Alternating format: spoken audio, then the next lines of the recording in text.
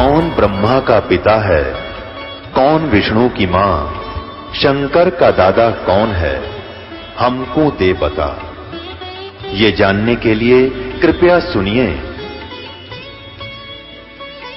जगत गुरु तत्वदर्शी संत रामपाल जी महाराज के अमृत वचन सर्व पवित्र धर्मों के पवित्र शास्त्रों के आधार पर। परम पिता परमात्मा पूर्ण ब्रह्म सारी सृष्टि के रचनहार कबीर परमेश्वर जी की असीम रजा से पुण्यात्माओं, आप ये यथार्थ भक्ति ज्ञान सुन रहे हैं।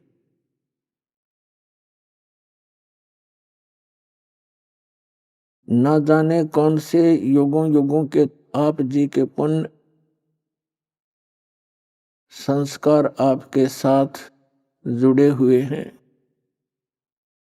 जिस कारण से आप जी को मानव शरीर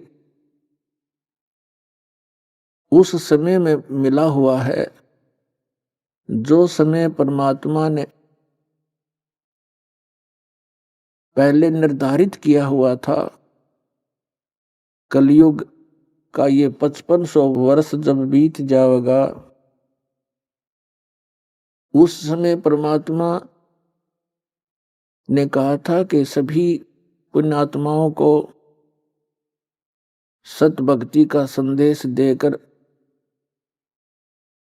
संपूर्ण अध्यात्म साधना का मार्ग बता करके पूर्ण मोक्ष प्राप्त कराएंगे। तो वो समय अब आ चुका है। कलयुग 5500 वर्ष बीत चुका है। परमात्मा का वो ठीक का समय, निर्धारित समय आ चुका है। तो आपकी बहुत ही प्रबल किस्मत है, बहुत पुण्यकर्मी प्राणी हो आप जी को अब मानव शरीर प्राप्त है, स्त्री या पुरुष का। पुण्यात्माओं, थोड़ी सी सतर्कता बरतना और जरा सा विवेक से काम लेना।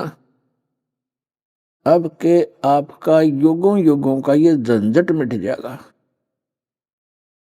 असंख्य जन्मों का।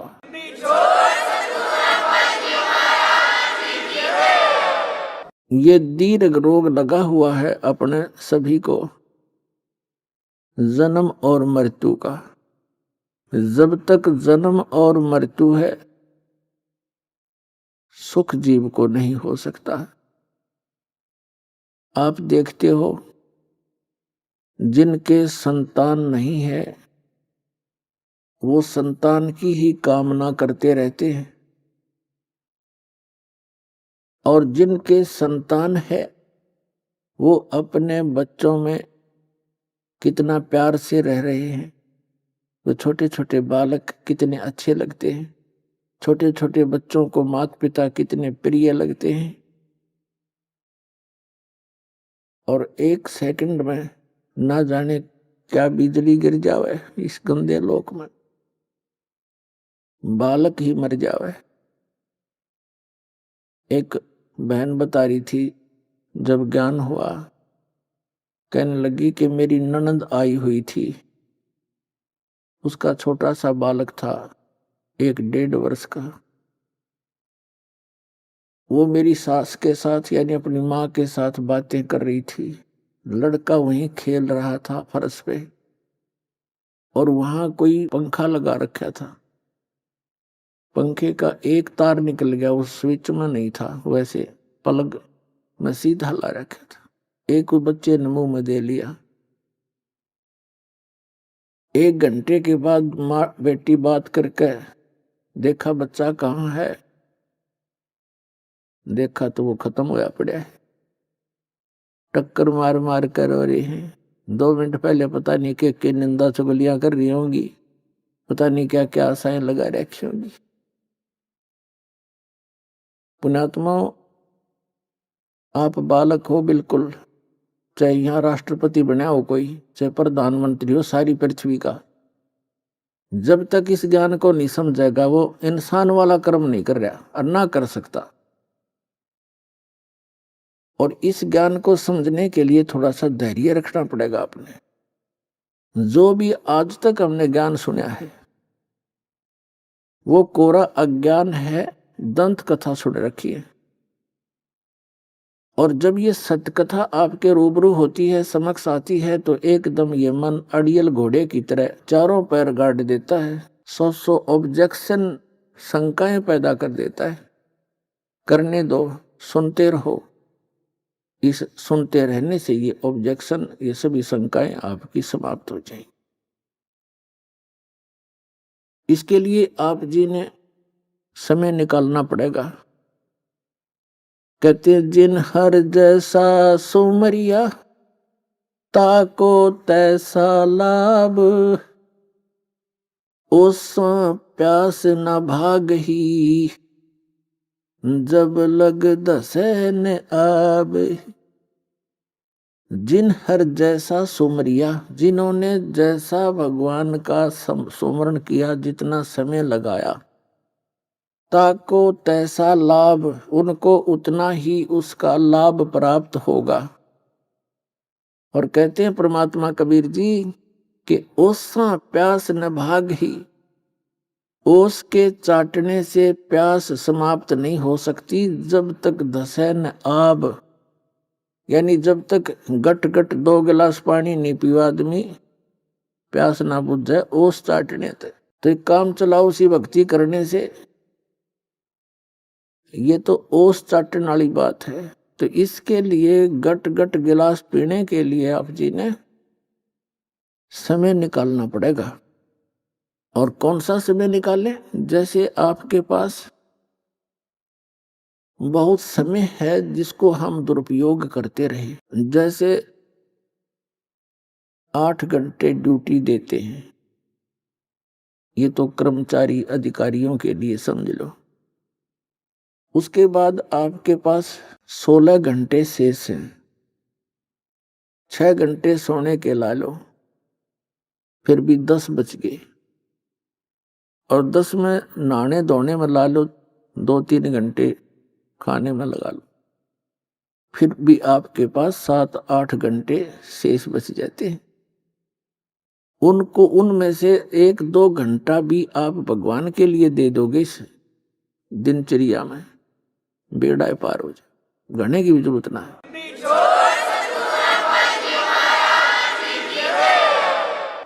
तो पुण्यात्माओं, जैसे हमने पहले शिक्षा का ज्ञान नहीं था और शिक्षा की कोई हम आवश्यकता भी ना समझा करते, हमने देखे हमारे दादे परदादे सारे अपने परंपरागत कार्यों को करते रहे। किसान है, किसान के काम में लगे रहे पिछली सारी पीढ़ियों की जितने भी याद हैं। मजदूर है, मजदूर वाली पीढ़ी अपने कर्म में लग गए। कुम्हार है, अपने बच्चों को वही ट्रेनिंग दे करके आगे काम लगा देता था। और वो अच्छा था, वो बहुत बेस्ट था, बेईमाना नहीं था। अपनी मेहनत मजदूरी से करके रोटी खाया करते थे, पाप के भागी कम बढ़िया करते।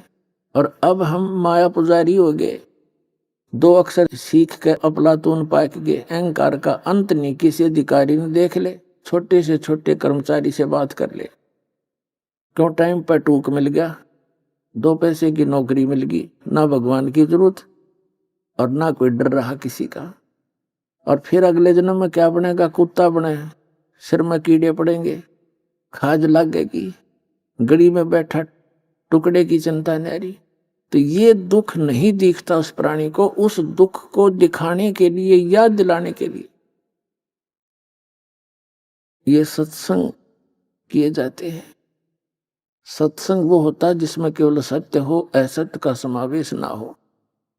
और सत्य केवल परमात्मा ही बता सकता है, दूसरा सत्य बोल ही नहीं सकता, बता ही नहीं सकता। तो वो परमात्मा कौन है जो सत्य बोलता है? वो सत्य साहिब है। तो वो सत्य साहिब कौन है? वो कबीर साहिब है, जो काशी में इस कलयुग के अंदर, बनारस के अंदर, भारतवर्ष की पावन धरती पे 120 वर्ष रहे, एक जुलाहे का काम किया करते थे और अपनी मेहनत मजदूरी करके अपना निर्वाह करके एक लीला किया करते थे कि बच्चों, यहाँ पर घनी शानो शौकत की आवश्यकता नहीं है, या घने धन के और कोठियां के चक्कर में पड़कर अपना जीवन नाश नहीं करना चाहिए। सब ब्रह्मांडों का दाता, सबका सृजनहार, सबका संचालक और समर्थ परमात्मा आकर के हमारे लिए एक झोंपड़ी में रहकर 120 वर्ष टाइम पास कर गया। वो ये बताना चाहते थे कि कोई नो सोचे कि ऊंची जाति वाले भक्ति कराया करें, राजा के घर पैदा हो ये भगवान हो सकते जैसे राम और कृष्ण। उन्होंने सारी फड़क काट रखी हमारी। वो केवल एक सबसे निर्धन व्यक्ति का रोल कराया करते भगवान। हमें परमात्मा पर दृढ़ करना चाहते थे, वो चाहते हैं, आज भी चाहते हैं। जब तक तुम अपने संसारिक लोगों पर आश्रय रखते हो, उन पर आस रखते हो कोई अन्य वस्तु की प्राप्ति के लिए, तो वो तो जो मनुष्य है मानव सत्र का ही आपको लाभ दे सकता है, और परमात्मा सारे लाभ देता है। तो परमात्मा कबीर जी चाहते थे कि आप जी भगवान पर आश्रित हों। और ये संसारिक जो चोचले हैं इनसे कुछ उल्टे हटो। तो प्रसंग चल रहा था कि अब शिक्षा प्राप्त करके हम बेईमान और हो गए, चतुरता आ गई हमारे अंदर, एक शिष्टाचार खत्म हो गया। तो कहने का भाव ये है कि जो हम इस क्रिया को करते आ रहे हैं, हम उसी को फाइनल मान लिया था, हमें कोई यादें नहीं आवे थी कि और भी काम है इस मनुष्य जीवन का। कहते सतगुरु आए दया करी, ऐसे दीन दयाले, बंदी छोड़ वृद्ध तास का, जठरग्नि प्रतिपाले। कहते सतगुरु आए दया करी, ऐसे दीन दयाल। आत्मा को जब ये ज्ञान होता है ना, फिर यह तड़प उठती है, एक बता कि क्या काम हम कर रहे थे, करना क्या चाहिए था हमने। उसके लिए परमात्मा से फिर कैसी पुकार करती है।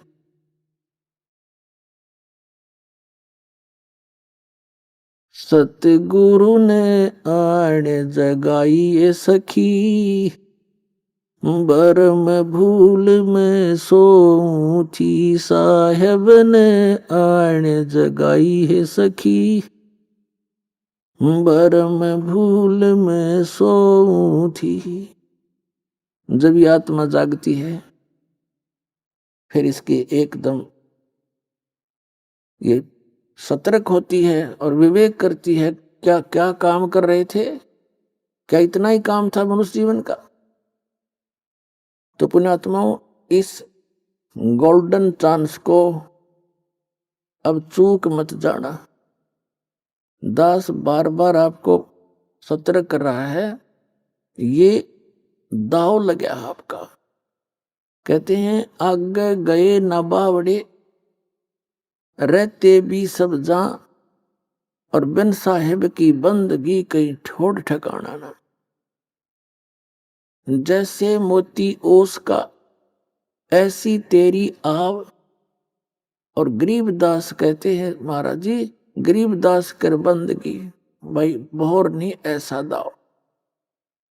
ये दाव है आपका, एक मौका लग गया है असंख्य जन्मों के उपरांत।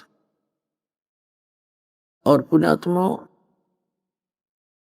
समझदार व्यक्ति, परमात्मा ने पहले शिक्षा दी है, इसे कुछ चतुरता ही है, इस चतुरता का ही दुरुपयोग ना करके सदुपयोग करें।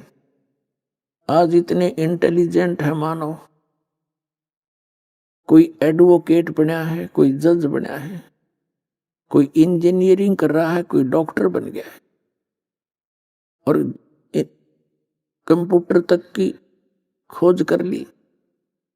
तो परमात्मा ने आपको यो माइंड दिया है, और हमारा उद्देश्य क्या है, इस पर भी थोड़ा सा ध्यान दो।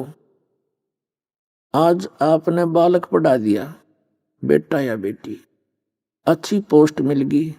एक बता रहा था मेरा रिश्तेदार का, वो भी अच्छी पोस्ट थी उसकी, उसका पुत्र एसडीएम सेलेक्ट हो गया, ब्याह की तैयारी थी और वो अपने मित्रों को इनवाइट करने के लिए जा रहा था, दुर्घटना होगी। नई कार खरीद रखी थी, दुर्घटना में वह कार भी गई, इकलौता पुत्र भी गया। अपने आत्माओं, आप बहुत गहराई से सोचो, तो 10 बार आपको ये आपके ऊपर से जो मैल हटा रहा है, आपकी बुद्धि इतनी दब चुकी है, इसको इतना ज्ञान देकर मुश्किल से उबारा जाता है। और इस ज्ञान को आधार बनाकर कदम रखो इस भक्ति के मार्ग में, तब आप सफल हो पाओगे। प्रसंग चल रहा था कि ओसा प्यास न भाग ही, जब तक दसे नहीं आब, तो कम से कम पूरे 24 घंटे में से आप 2 और 3 घंटे भी भगवान के लिए दे दोगे ना, आपका काम बढ़िया पड़ा है। पर मर्यादा में रहना, मर्यादा से बाहर नहीं होना। अब देखो पुण्यात्मा, ये दूसरे संत भी परमात्मा की वाणी को पढ़ के जैसा उनकी बुद्धि ने काम कराया, कुछ थोड़े बहुत मिलते जुलते से ज्ञान को बताते रहे। वो भी कहते हैं 2.5 घंटे भक्ति करो, जैसे 24 घंटे हैं दिन रात में, तो 10% समय भी मालिक में ला दें तो 2.5 घंटे बन गए, यानी 2 घंटे 40 मिनट ला लो। तो कहने का भाव ये है कि इतना समय आप इस सत्य भक्ति पर दोगे तो उसका फल मिलेगा, और इतना ही समय आप अन्य संतों के कहने से उनके द्वारा बताए गए मार्ग में लगाते तो वो व्यर्थ था, वो व्यर्थ था। तो अब समय भी आपका लगे और उसका सदुपयोग भी हो, सतभक्ति करेंगे तो इतने में आपका मोक्ष हो जाएगा। मर्यादा इसमें बहुत जरूरी बताई है। तो क्या बताते हैं परमात्मा, यहाँ प्रत्येक प्राणी को परमात्मा से डर कर रहना चाहिए। आज हम अज्ञानता के कारण ना जाने कितनी गलतियां कर बैठते हैं, और उन गलतियों के कारण फिर हम आगे चल के बहुत दुखी होते हैं। अब जैसे बच्चे छोटे होते हैं, नादान होते हैं, अनजान होते हैं, बिजली के तार को पकड़ के, जैसे भी उदाहरण दिया था, उसको पकड़ लेते हैं और मुख में दे लेते हैं, जीवन से हाथ धो बैठते हैं। और जब वो बच्चे बड़े हो जाते हैं, उनकी बुद्धि मैच्योर हो जाती है, बुद्धि का विकास हो जाता है, फिर वो उस बिजली के निकट नहीं जावे। कहीं तार नंगा पड़ा होगा तो भी औरों को भी सतर्क करेंगे, आप भी दूर से जाएंगे। तो पुण्यात्मा, आज वर्तमान में ये दास जब जेई की नौकरी लगा था हरियाणा सरकार में, इरिगेशन डिपार्टमेंट,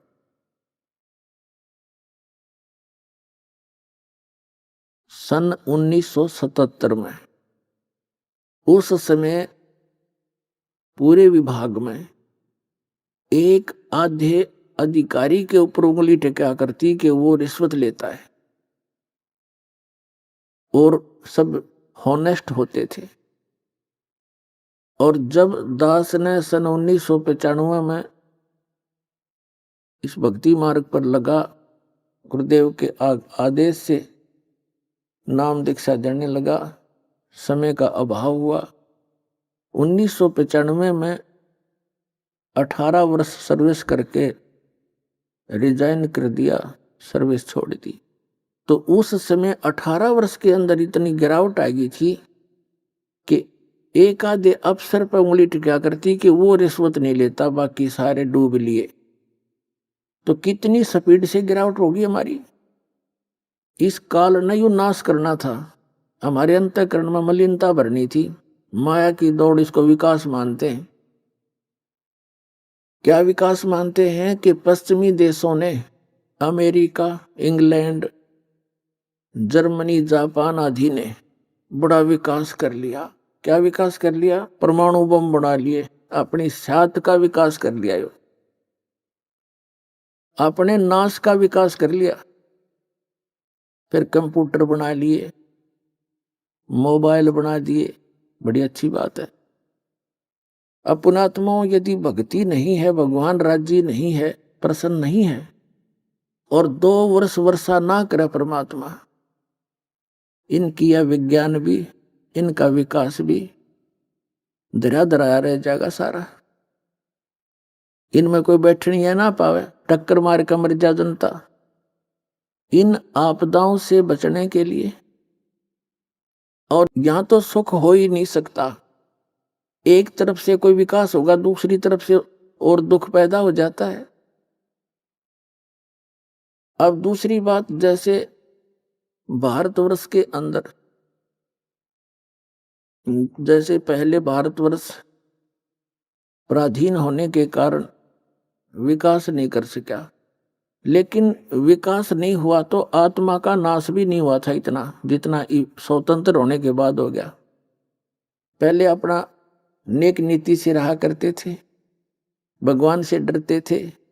अब बद फैल गए, फैल गए हमारे। तो कहने का भाव ये है कि अब भी भारतवर्ष के अंदर अभी इंसानियत भी जीवित है, बड़े छोटे की थोड़ी बहुत मर्यादा भी जीवित है, और निर्लज्जता भी बहुत कम है। उसकी कहीं कहीं आग लगी दिखाई देती है, जैसे गुड़गांव जैसे शहर में इसको विकास मानने लग गया आजकल। लड़कियां अर्धनग्न घूमती हैं, ये खाक विकास है?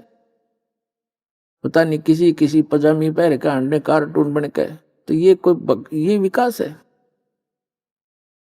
तो पुण्यात्मा, आत्मा के नाश को हमने विकास मान लिया। विकास अब शुरू होगा। हम परमात्मा की शरण में रहेंगे, भक्ति करेंगे, और परमात्मा हमारे को अनेक आपदाओं से बचाएगा। और जो आवश्यकता हमें होगी हमारे अनुकूल, उस आवश्यकता को भगवान पूरा करेगा। कितना है कोई अपने आप को विद्वान मान रहा हो और वैज्ञानिक मान रहा हो, और उसके सामने कोई आपत्ति आ जाती है तो कोई विकल्प नहीं उसके पास, और हम उस परमपिता की आड़ में चलेंगे, शरण में रहेंगे, तो हमारे ऊपर कोई ऐसी आपत्ति आओगी तो परमात्मा आपको नारा दिखाओगा कि भगवान ऐसे काम करता है। तो पुण्यात्माओं, हमने भगवान पर आश्रित होना है। ठीक है, परमात्मा की देन है, जैसे कंप्यूटर है, ये एक विशेष देन है भगवान कबीर साहब की। इसका अब सदुपयोग होना चाहिए, इसका सदुपयोग हो। सदुपयोग कैसे हो? वैसे तो होगा, ये तो परमात्मा ने दिया, इसलिए ना मानव सत्र की सोच नहीं है यार। कंप्यूटर और इंटरनेट यहाँ से बैठे पूरे विश्व में भेज देते हैं। कहीं टीवी ऑन करो और सुन लो, इंटरनेट देखो, खोल लो अपना, वहां से सब देख सकते हैं। तो अभी तक इस टीवी का में क्या दिखाया जाता है? राजनेताओं की चोरियां, उन्होंने ऐसा करा, उसने ऐसा किया, उन्होंने ऐसा किया, चलो ठीक है। फिर कोरी बकवाद फिल्म, बेहुदी फिल्में दिखाई जाती हैं। फिर ये मोबाइल बन गए, इन मोबाइलों के अंदर ऐसे कुछ भी गंद भर लो इनमें, लेकिन अब इनका हम सदुपयोग करेंगे। इन टीवी चैनलों के ऊपर भगवान की चर्चा चला करेगी, और मोबाइलों के अंदर परमात्मा की वाणी होया करेंगी। ये बकवाद नहीं रहेंगी कुछ दिनों में।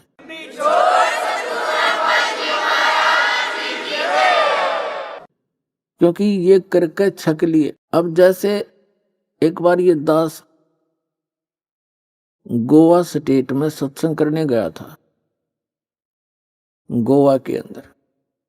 वहां 5 दिन का सत्संग किया और वो कुदरती उस समुद्र के किनारे ही 5-7 एकड़ यानी 1800 फुट की दूरी पर एक मैदान था, वहां सत्संग किया।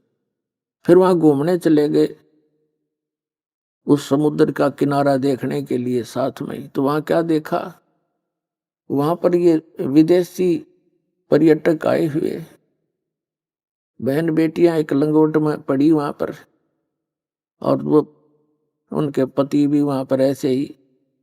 फिर देखा, एक आध से बात की, तो वो भाषा हमारी समझा नहीं, हम उनकी समझा नहीं।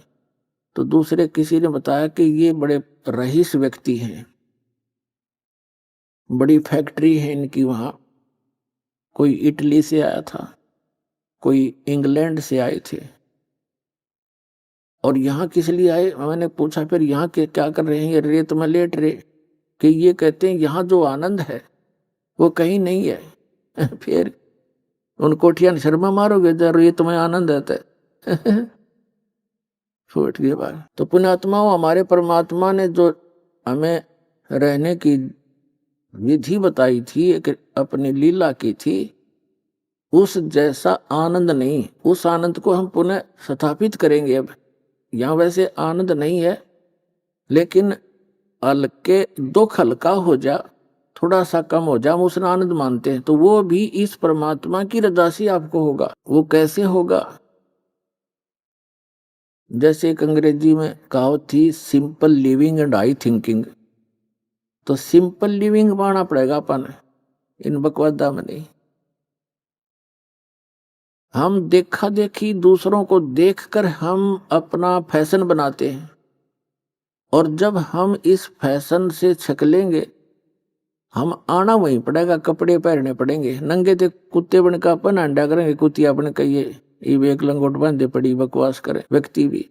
तो कहने का भाव यह है, मनुष्य का जो जीवन दिया परमात्मा ने, उसको मनुष्य की तरह ही जिए हम, पशु पक्षियों की तरह इस जीवन को व्यर्थ ना करें। तो क्या बताते हैं परमात्मा,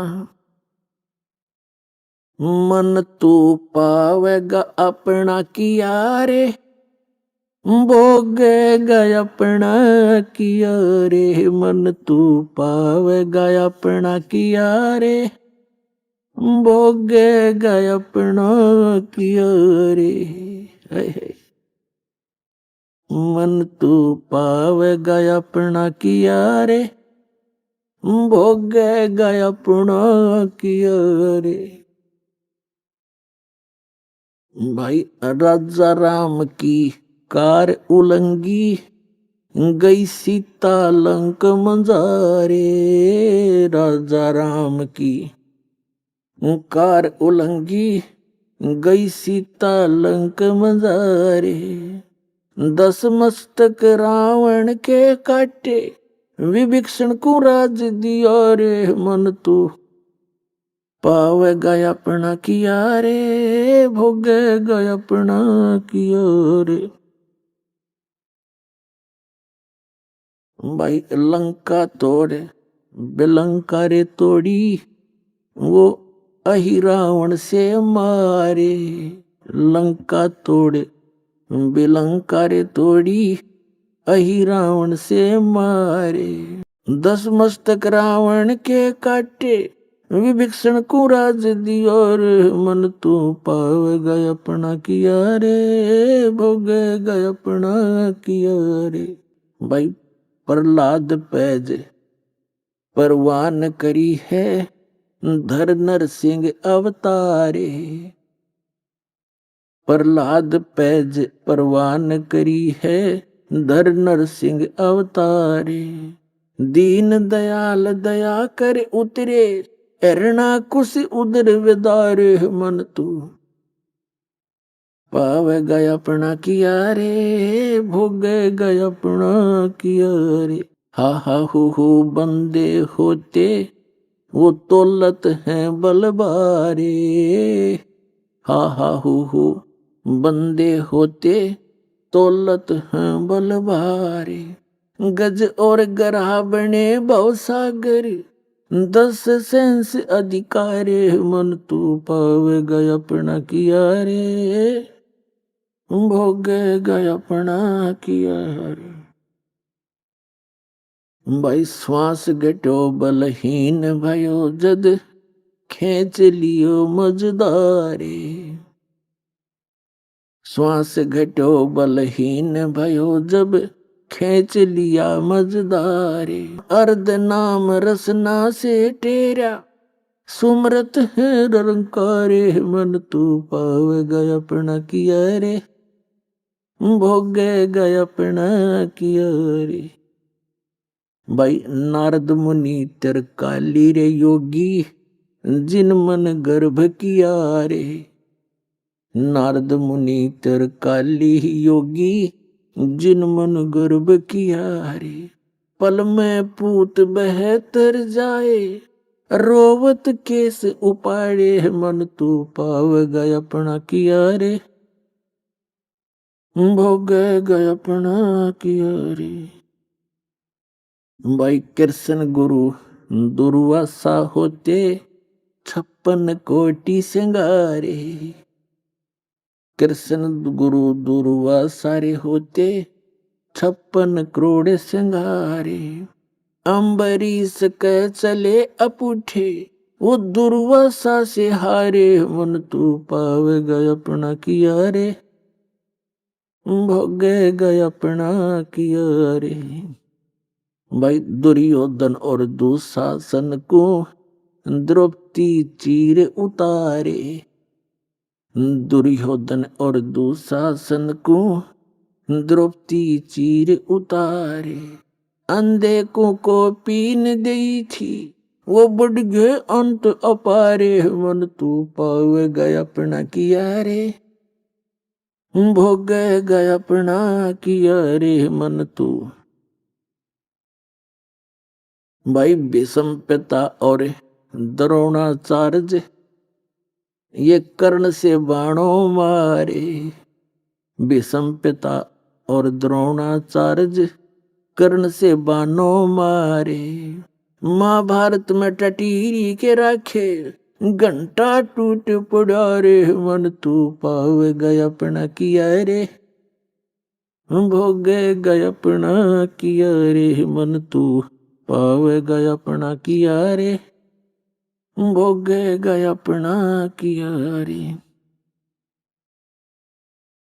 भाई 33 कोटि यज्ञ में आए वो 88 सारे, 33 कोट यज्ञ में आए 88 सारे।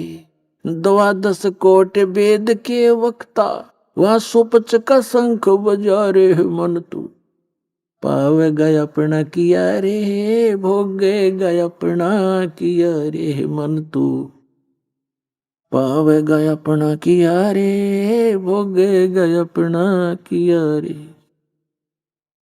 भाई चमरा कनक जनेऊ काढ़ा वो व्यपरत पंडित सब हारे, भाई चमरा कनक जनेऊ काढ़ा विप्र पंडित सब हारे। जुल्हे के घर बालद आई जिसके केसों से बन जा रे, मन तू पावेगा अपना किया रे, भोगेगा अपना किया रे। मीराबाई को मारन लागे जहर का प्याला प्यारे, मीराबाई को मारन लागे जहर का प्याला प्यारे। पीवत ही अमृत हो लाग्या हो गया सर्द ही और, मन तू पावेगा अपना किया रे, भोगेगा अपना किया रे, मन तू भोगेगा अपना किया रे। भाई कंस के सीचा नौर खपावने उन जीते मल अखाड़े, भाई कंस के सीचा नौर खपावने जीतन मल अखाड़े। कृष्ण को तो यश दिया है ये कबीर न कारज सारे, मन तू पावेगा अपना किया रे, भोगे गया अपना किया रे, मन तू पावे गया अपना किया रे, भोगे गया अपना किया रे। भाई शंखों कृष्ण करे खवासी, धन तू सृजन हारे। ये शंखों कृष्ण करे चाकरी, धन तू सृजन हारे। दास गरीब करे को सरवर, ऐसा शीस हमारे, मन तू पावे गया अपना किया रे, भोगे गया अपना किया रे, मन तू पावे गया अपना किया रे, भोगे गया अपना किया रे। पुण्यात्मा, परमपिता परमात्मा कबीर परमेश्वर जी ये सभी ब्रह्मांडों के रचनहार हैं, ये सर्वशक्तिमान हैं। श्रीमद् भगवद गीता अध्याय नंबर 15 के श्लोक नंबर 1 से और 4 में, 16 और 17 में स्पष्ट किया है कि संसार रूपी वृक्ष है, जिसकी ऊपर को जड़ है, नीचे को तीनों गुण रूपी शाखा है। और जो संत इस पूरे वृक्ष के विभागों को अलग अलग डिफाइन कर दे, परिभाषित कर दे, बता दे, उसको जानता है मूल सहित, स वेदवित, वो वेद के तात्पर्य को जानने वाला, अर्थात वो तत्वदर्शी संत है। तत्वदर्शी संत की प्राप्ति के उपरांत परमेश्वर के उस परम पद की खोज करनी चाहिए, जहां जाने के बाद साधक कभी लौटकर संसार में जन्म मृत्यु में नहीं आता। तो परमेश्वर ने 600 वर्ष पहले भगवान खुद आए थे, कबीर परमात्मा, वो अमर पुरुष, सत्य पुरुष। कबीर जी सत्य पुरुष है। उन्होंने अपने द्वारा रची हुई सृष्टि को, और सभी सदग्रंथ उन्हीं की देन है, जिस सत्र का जिसने चेष्टा की है। तो उस परमात्मा ने बताया था, अक्षर पुरुष एक पेड़ है, ये सरपुरुष जिसको ज्योत निरंजन काल कहते हैं, जो 21 ब्रह्मांड का स्वामी है, श्री ब्रह्मा, श्री विष्णु, श्री शिव जी के पिताजी है। अक्षर पुरुष एक पेड़ है, जैसे जमीन से बाहर जो पोर्शन दिखाई देता है, तुरंत बाद जमीन के तुरंत बाहर वो तना, वो तो अक्षर पुरुष समझो। उस अक्षर पुरुष के एक मोटी डार समझो, होती तो काफी है, लेकिन उनमें से एक मोटी डार समझो, वो सर पुरुष है, ये ज्योत निरंजन। और उसके 3 शाखा हो, तो वो रजगुण ब्रह्मा, सतगुण विष्णु, तमगुण शिव जी रूपी शाखा है। ये देखिएगा। तो अब देखिएगा, ये उल्टा लटका हुआ संसार रूपी वृक्ष है। परमात्मा ने बताया था, अक्षर पुरुष एक पेड़ है, जो जमीन से बाहर दिखाई देता है, वो पोर्शन उसको वृक्ष कहा जाता है। ये समझ लो एक वृक्ष है, और ये तना, ये अक्षर पुरुष है, इसको परब्रह्म भी बोलते हैं। इतना पोर्शन समझो इस संसार रूपी वृक्ष का।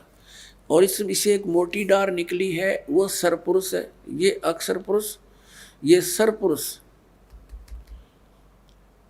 ये सरपुरुष, ये इतना है। इसके फिर 3 शाखा होगी। ये तीनों देवा शाखा हैं भाई, पाते रूप संसार। अक्षर पुरुष एक पेड़ है, निरंजन वाकी डारे। सरपुरुष को निरंजन भी कहते हैं, ज्योति निरंजन काल। सरब्रह्म भी कहते हैं इसको, सरपुरुष भी इसी का, काल ब्रह्म भी, ये तो डार है। और तीनों देवा शाखा हैं भाई, पाते रूप संसार। ये अमृतवाणी परमात्मा की। कबीर अक्षर पुरुष एक पेड़ है, निरंजन कहो, सरपुरुष कहो, वाकी डार, और तीनों देवा शाखा हैं, ये पात रूप संसार। उस जड़ की जानकारी देने के लिए दास भेज रखे हैं कि जड़ कौन है, मूल कौन है संसार का।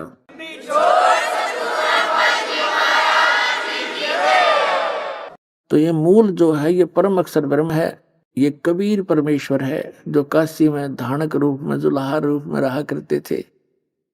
और वो खुद भी कहते हैं कि अवगत से चल आया, मेरा कोई भेद मर्म नहीं पाया।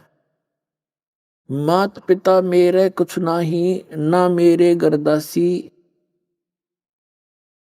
और जुल्हे का सुत आण कहाया, जगत करे मेरी ऐसी। परमात्मा कहते हैं ना मेरे कोई माता पिता है, मेरा जन्म नहीं हुआ, ना मेरे कोई स्त्री, और जुल्हे का सुत आण कहाया, यह जनता मेरी हंसी करे, दानक है, जुलाया है, पर समय आने पर पता चलेगा मैं कौन हूं। तो आज उस परमात्मा का पता चल गया वो कौन है, वो हमारे पिता हैं।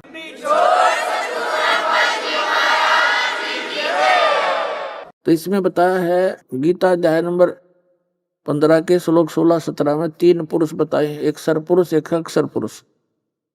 सरपुरुष ये ज्योति निरंजन है, इसके 21 ब्रह्मांड है, इतना ही ये प्रभु स्वामी है। और अक्षर पुरुष इसके 7 शंख ब्रह्मांड है, ये इतना ही स्वामी है। और ऑल ओवर कंट्रोल असंख्य ब्रह्मांडों का स्वामी इंक्लूडिंग सरपुरुष और अक्षर पुरुष के ऊपर भी जिसकी सत्ता है, उन सहित सब का जो मालिक है वो कंप्लीट गॉड है, पूर्ण ब्रह्म है, कबीर साहब है, जो काशी में दानक रूप में आया था पुण्यात्माओं। हमने भगवान की डेफिनेशन का ही नहीं पता था अभी तक। कोई कुछ सट्टे मारे था हमने वो भी मान ली, कोई कुछ तुक्के मारे था वो भी हमने मान ली, क्योंकि हमें कुछ ज्ञान नहीं था। तो परमात्मा ने आपको शिक्षित इसलिए किया है कि आप भगवान पहचान लो। और 2 रोटी का रोड़ा है इस सारे जीवन में, 2 रोटी, 2 समय के टूक और तो बढ़िया देगा आपको, 10 पे लिखवा लो चाहे, इस पर ध्यान ज्यादा दो।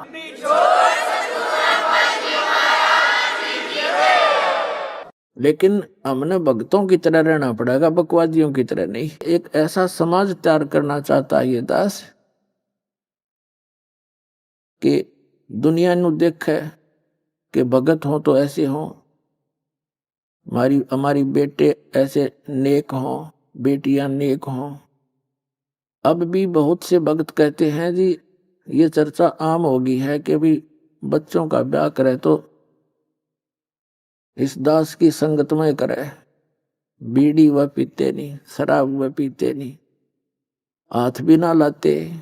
आधा सुख तो बेटी ब्याहन वाले 9 दिन हो जाए, जो उस लड़की का पति दामाद एक नेक आत्मा हो, जीवन सफल हो जाता है। पहले तो बेटी ब्याहन की चिंता, ब्याहने के लिए फिर पता नहीं के कोविड करनी कराते हैं लोग, हैं दहेज मांगते हैं। तो यहाँ तो कति कलीन चिट कर रखी है दास ने, जो रिश्वत लेगा, जो दहेज लेगा, बीड़ी शराब मांस तम्बाकू पीवेगा, वो भक्ति के आसपास नहीं रहेगा। भगवान साथ दे नहीं, और भगवान साथ नहीं देगा तो फिर भगत की सा, और भगता के तो भगवान साथ दिया करे, हाथा पर रखेगा अपना परमात्मा, सबको याद रखना। और फिर ये समाज हमारा किसी भी फील्ड में जाएगा, चाहे कोई डॉक्टर बनियो, चाहे इंजीनियरिंग बनियो, क्योंकि रोटी के लिए जो चल रही है इसमें थोड़ा बहुत तो हिस्सा लेना ही पड़ेगा आपसे। और चाहे कोई अन्य किसी फील्ड में भी जाएगा, भगवान से डर कर रहेगा, निर्भय होकर काम करेगा बेटा या बेटी, जहाँ भी, चाहे कोई बिजनेस में होगा या अपने घर में रहेंगे, शांति से रहेंगे। तो कहने का भाव ये है, जो हाहाकार माचरी से बताओ, वर्तमान में जजों पर भी उंगली टेक के कुछ लोग भ्रष्ट हो गए, प्रशासनिक अधिकारी, फिर कहाँ जावा ये जनता गरीब। राजनेताओं की ताब रोज कल की पार्टी देखो हो, किसने इतने को फला कर दिया, उसने इतने 1000 करोड़ का, लाख करोड़ का कर दिया। सिर में मारेंगे उन करोड़ों का, ज्ञान ने कोई नहीं। उस अनजान बालक की तरह बिजली के तार को मुख में दे बैठे ये, तो फिर हाथ भी ना लावा जहर दिखाई देगा, वो पैसा कहाँ से आता है। आइए अब हम उन श्रद्धालुओं के अनुभव जानते हैं जो जगत गुरु तत्वदर्शी संत रामपाल जी महाराज जी से दीक्षा प्राप्त कर चुके हैं तथा उनके द्वारा बताए गए भक्ति मार्ग पर चल रहे हैं। नमस्कार सर। सत साहब जी। सर क्या नाम है आपका? मेरा नाम यूसुफ साहू है। यूसुफ साहू जी, आप कहाँ से हैं? मैं कवर्धा, जिला कबीरधाम, छत्तीसगढ़ का निवासी हूँ। यूसुफ जी, संत रामपाल जी महाराज से नाम दीक्षा आपने कब ली? मैंने संत रामपाल जी महाराज जी से नाम दीक्षा 15 मार्च 2016 में ली थी। संत रामपाल जी महाराज से नाम दीक्षा लेने से पहले क्या आप कोई भक्ति साधना भी करते थे? मेरा परिवार जो है गायत्री परिवार से उपदेशी था, तो उन्होंने जो साधना बताई थी वो सारी साधनाएं हम लोग कर रहे थे। मेरे पिताजी यहाँ तक कि 2.5 घंटे तक बैठकर जो गायत्री मंत्र था उसका जाप किया करते थे, और कई बार जो हवन यज्ञ होते थे उनमें भी मैं पार्टिसिपेट करता था। तो इस तरह की साधनाएं हम लोग कर रहे थे, उपवास रहना और मंत्र जाप करना। जैसे कि कोई भी मंत्र किसी ने बता दिया कि इस मंत्र के जाप करने से ये लाभ होगा, हमने कर लिया, इस तरह की साधना हम लोग कर रहे थे। यूसुफ जी, जैसे कि आपने बताया कि आपके घर में जो भक्ति होती थी, आपके जो माताजी पिताजी भक्ति करते थे, वो गायत्री परिवार से रिलेटेड था, वही कल्चर था। तो फिर संत रामपाल जी महाराज की शरण में आप कैसे आए? हुआ यूँ कि मेरे पिताजी जो थे वो काफ़ी बीमार रहने लगे थे, सन 2012-13 की बात है।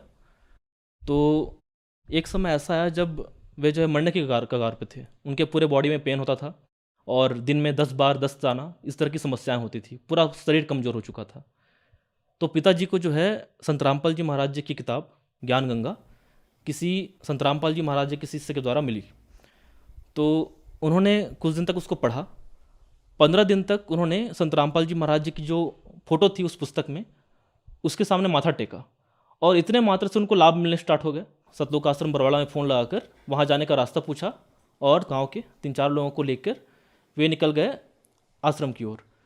मात्र वे 150 किलोमीटर दूर बिलासपुर पहुँचे थे, उतने में उनके शरीर की जो आधी बीमारी थी वो लगभग छूमंतर हो गई। ये बिल्कुल अविश्वसनीय था, क्योंकि इससे पहले पिताजी ने लगभग बहुत सारे हॉस्पिटल्स जैसे कि एम्स दिल्ली, वहाँ तक गए मेरे पिताजी, और तांत्रिक जितने बाबा जिन्होंने सुन रखे थे आसपास के लोग, बैगा होते हैं हमारे इलाके में, उनके पास भी गए मेरे पिताजी, उनसे भी इलाज कराया। सारे इलाज करा के थकने के बाद में मेरे पिताजी जो है संत रामपाल जी महाराज जी के पास जाने का एक निर्णय लिए। जब मेरे पिताजी सतलोक आश्रम बरवाला पहुँचे तो वहाँ जाने के बाद मेरे पिताजी को दिखाई दिया कि यहाँ जो है एक अलग ही वातावरण है। सारे लोग भगत जी कहकर अभिवादन कर रहे हैं, और वहाँ का माहौल देखकर पिताजी को लगा कि यहाँ से जाएं ही ना। तो उन्होंने क्या किया कि वहाँ से नाम दीक्षा ले लिया। तो जब मैं छुट्टियों में घर आता था तो मैं देखता कि मेरे पिताजी का जो पूरा नेचर है वो चेंज हो चुका है। पहले मेरे पिताजी बहुत गुस्सैल थे और बात बात पे मारपीट हमारे घर में एक आम बात थी। तो अचानक से मेरे पिताजी के अंदर इतना चेंज आना कि वे बिल्कुल एक हंसमुख व्यक्ति बन चुके थे और बहुत ही नम्र स्वभाव के हो चुके थे। ये सारी चीज़ें देखकर मुझे बहुत आश्चर्य हुआ। मेरे घर में पूरा माहौल एक स्वर्ग की तरह हो चुका था। मैं देखता कि घर में संत रामपाल जी महाराज की किताबें पड़ी हुई है, मेरे पिताजी उसको पढ़ते रहा करते थे। मैंने भी उन पुस्तकों को मांग कर पढ़ना स्टार्ट किया, जैसे कि आध्यात्मिक ज्ञान गंगा, गहरी नज़र गीता में, और गरिमा गीता की। उस समय गीता तेरा ज्ञान अमृत, इस पुस्तक को मैंने काफ़ी अच्छे से पढ़ा। तो 1.5 महीने की उस छुट्टी में मैंने वो सारी किताबें लगभग पढ़कर समाप्त कर दी। और साथ में मैंने एक और काम किया कि गीता और जो वेद हमारे घर में रखे हुए थे उनसे मिलान करता गया। तो दास को ये निष्कर्ष समझ में आया कि संत रामपाल जी महाराज जी ने जितनी बातें लिखी है वो सारी की सारी बातें शास्त्रों से प्रमाणित है। मैंने गीता और वेद में मिलान करके जब देखा तो मैंने पाया कि जो बातें संत रामपाल जी महाराज ने किताबों में लिखी है वो सारी बातें वहाँ से हूबहू मिल रही है। इस कारण से मैं इतना तो समझ में आ गया था मेरे को कि संत रामपाल जी महाराज कोई आम इंसान नहीं है, उनका ज्ञान कोई और किसी और संत के पास बिल्कुल नहीं है। ये सोचने के बाद में मैंने स्कूल से निकलते ही सन 2016 में स्कूल से पास आउट होते ही मैंने सबसे पहले संत रामपाल जी महाराज से जाकर नाम दीक्षा लिया। मैंने नाम दीक्षा लिया था नामदान केंद्र सुरेगांव, जिला बालोद से। सर, कहते हैं जो भी संत रामपाल जी महाराज से श्रद्धालु नाम दीक्षा लेते हैं उनको लाभ होते हैं, तो क्या आपके साथ भी कुछ ऐसे अनुभव रहे? लाभ तो इतने सारे हैं कि मैं जब बताने लग जाऊं तो ये पूरा दिन निकल जाए, पूरी रात निकल जाए, फिर भी शायद वो लाभ ख़त्म ना हो। सबसे पहला लाभ तो ये हुआ था कि मेरे पिताजी जो कि मरने की कगार पे थे, उनको जीवन दान मिला, उनकी सारी बीमारियां लगभग ख़त्म हो गई। उसके बाद में मेरी बहन के बारे में बताना चाहूँगा। उसको माइग्रेन की समस्या थी, लेकिन जैसे ही पिताजी ने नाम दीक्षा लेकर घर में जोत लगाना और तीनों टाइम की आरती पूजा ये स्टार्ट किया, तो धीरे धीरे करके हमारे घर में लाभ होने स्टार्ट हो गए लोगों को। हमारे घर में 5 सदस्य रहते हैं, मेरे माता पिता और मेरे 2 भाई बहन और मैं। तो सभी को कुछ न कुछ लाभ होने लग गए। फिर क्या हुआ कि जब मैंने नाम दीक्षा लिया, नाम दीक्षा लेने के उपरांत मैंने पहली बार में ही जेईई मेंस निकाल लिया था गुरु जी की दया से, भगवान संत रामपाल जी महाराज जी की दया से। और उसके बाद में मैंने IIT JEE एडवांस के लिए प्रिपरेशन के लिए कोटा जाने का निर्णय लिया, कोटा राजस्थान। और वहाँ जाने के बाद में जिसके कारण से मेरा जो शरीर था बिल्कुल वीक होता गया, तरह तरह की बीमारियाँ मुझे जकड़ती गई। मेरी स्थिति इतनी ख़राब थी कि मैं एक संतरा भी पचा नहीं पा रहा था, इतना कमज़ोर हो चुका था मैं। तो ये बात है लगभग जुलाई अगस्त की। मेरे पिताजी उस समय मुंडका आश्रम में थे, तो उन्होंने मुझे कहा कि बेटा तू तुरंत मुंडका आश्रम आ जा। मुंडका आश्रम संत रामपाल जी महाराज जी का आश्रम।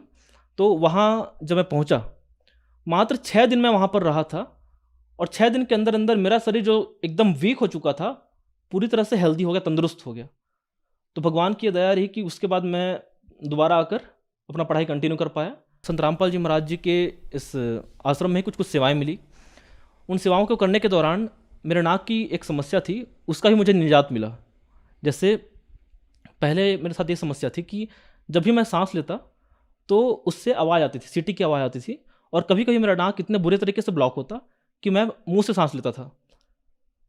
नाक से जब छींकता था मैं, तो छींकने के साथ साथ नाक से खून निकलता था कई बार। इस तरह की समस्याएं थी। मेरे आँख से आंसू निकलना, ये बिल्कुल कॉमन था। मैं थोड़ी देर भी मतलब गर्म हवा में नहीं रह पाता था।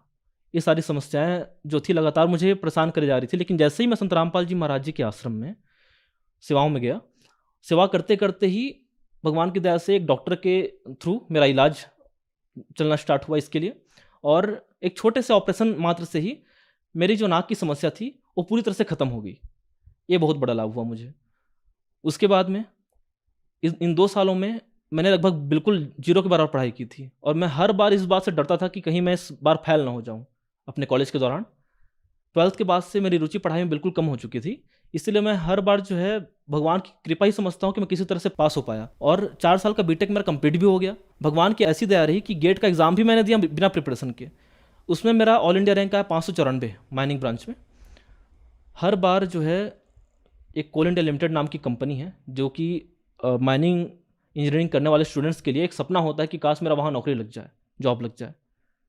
तो भगवान की दया से जहाँ उस कोल इंडिया लिमिटेड की वैकेंसी, मैनेजमेंट ट्रेनिंग की वैकेंसी मात्र 200-300 निकलती थी, उस साल उस कंपनी ने 700 वैकेंसी निकाली और मेरा रैंक 594 था।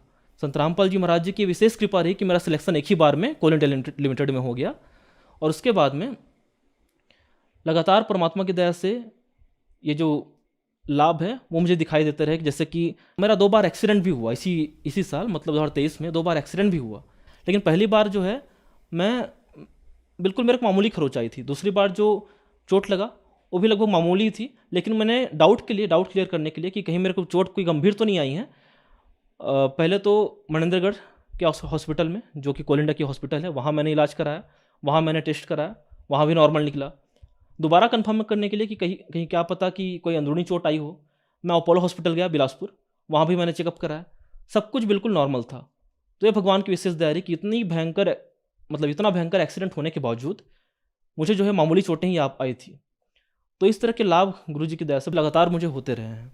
जैसे कि अभी संत रामपाल जी महाराज से बहुत सारे ये IIT या मैनेजमेंट स्टूडेंट जुड़ रहे हैं, काफ़ी ज़्यादा जुड़ रहे हैं। तो सर, संत रामपाल जी महाराज शुरू से ही भक्ति दे देते हैं। तो एक हमारे समाज में धारणा है कि भक्ति तो बाद का काम है, बुढ़ापे का काम है। कहीं ना कहीं आप भक्ति करके अपने जो आपकी जो यंग लाइफ है उससे कहीं समझौता तो नहीं कर रहे हैं?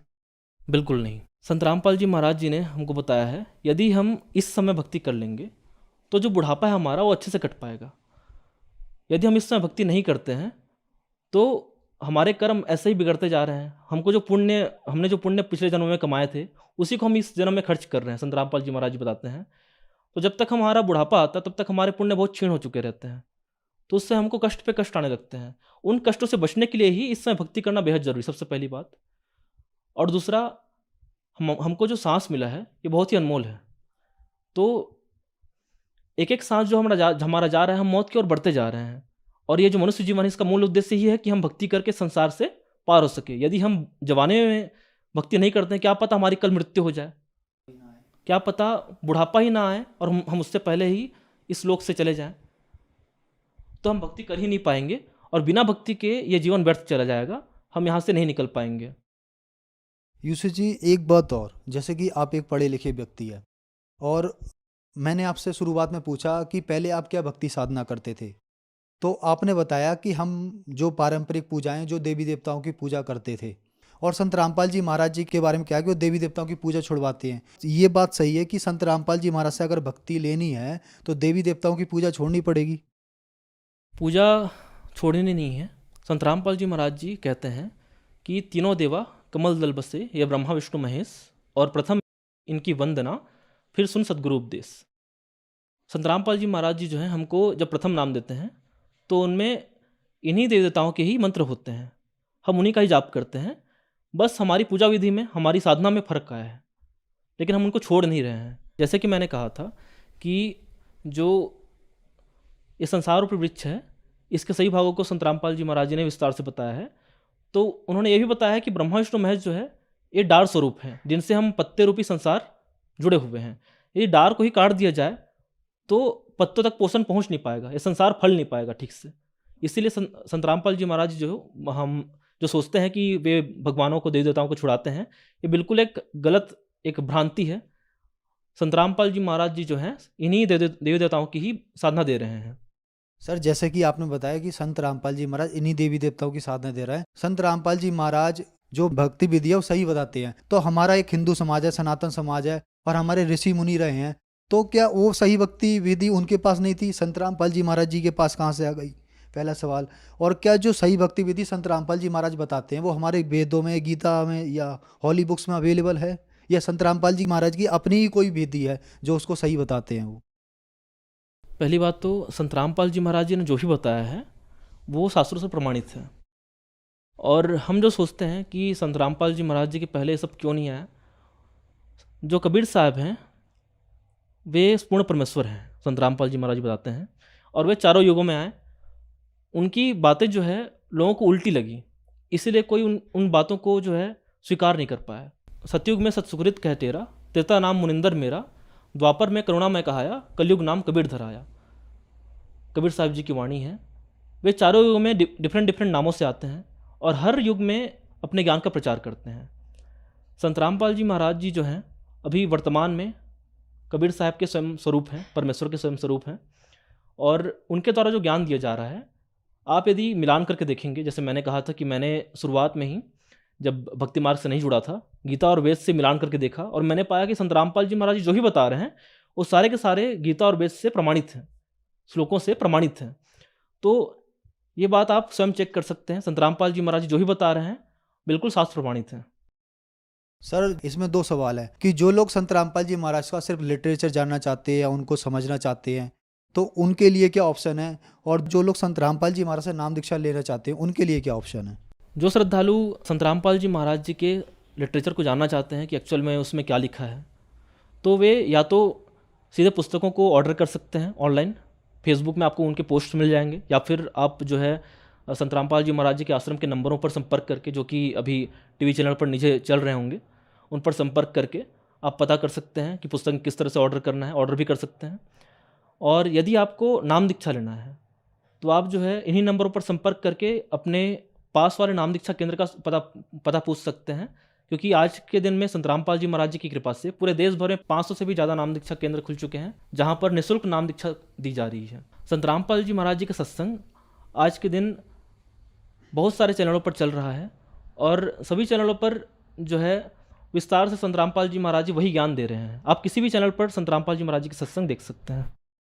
यूसुफ जी, हमारे चैनल पर आकर अपने अनुभव बताने के लिए आपका बहुत बहुत धन्यवाद।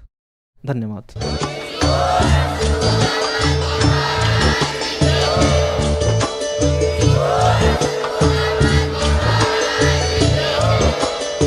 आप सुन रहे थे जगत गुरु तत्वदर्शी संत रामपाल जी महाराज जी के मंगल प्रवचन। अधिक जानकारी के लिए विजिट कीजिए हमारी वेबसाइट www.jagatgururampalji.org। संत रामपाल जी महाराज जी के शुभ आशीर्वाद से पूरे विश्व भर में 500 से भी ज्यादा नाम दीक्षा केंद्र हैं, जिन पर संत रामपाल जी महाराज जी द्वारा ऑनलाइन निःशुल्क नाम दीक्षा दी जा रही है। अपने नजदीकी नाम दीक्षा केंद्र का पता करने के लिए संपर्क करें 82228880